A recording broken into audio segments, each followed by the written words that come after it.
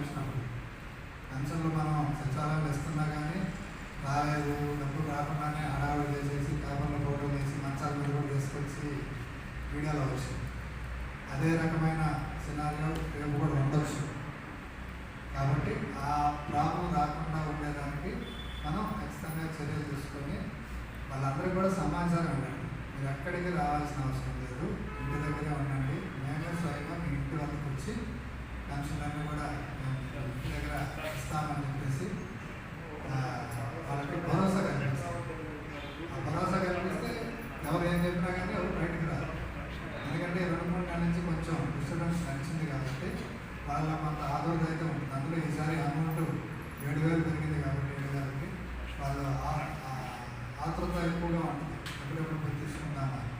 కాబట్టి మీరందరూ కూడా దయచేసి ఇబ్బంది లేకుండా మనం వాళ్ళకి సమాచారం ఇచ్చి వాళ్ళకి అక్కడ ఇంటి దగ్గర ఇచ్చేసి వాళ్ళకి నమ్మకాన్ని కలిగించడానికి మనం ఈసారి చర్యలు తీసుకోవాల్సిందిగా కోరుతున్నాం.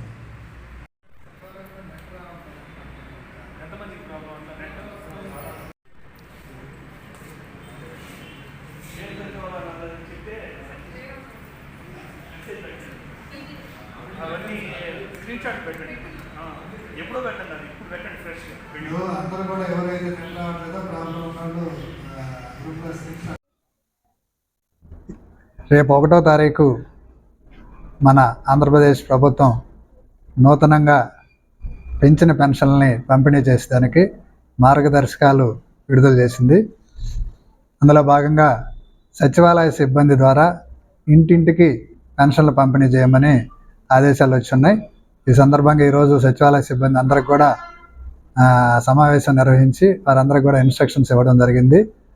పెన్షన్దారులందరూ కూడా ఎవరు కూడా సచివాలయానికి కానీ మున్సిపల్ ఆఫీస్కి కానీ ఎటువంటి పరిస్థితుల్లో రాకుండా వారి ఇంటి వద్దనే ఉంటే ఖచ్చితంగా మా సచివాలయ సిబ్బంది మీ ఇంటి వద్దకే వచ్చి మీకు పెంచిన అమౌంట్ని 4,000 రూపాయల పెన్షను, అలాగే ఏప్రిల్ నుంచి జూన్ వరకు ఉన్న 3 నెలల అరియర్ 1,000 రూపాయలు, మొత్తం 7,000 రూపాయల పెన్షన్ కూడా ఇంటి వద్దే సచివాలయ సిబ్బంది అందజేస్తారు. కాబట్టి పెన్షన్దారులందరూ కూడా ఈ విషయాన్ని గమనించి వారి ఇంటి వద్దే ఉండి సకాలంలో పెన్షన్ తీసుకునే దానికి సహకరించవలసిందిగా కూడా వారందరికీ కూడా విజ్ఞప్తి చేస్తున్నాను.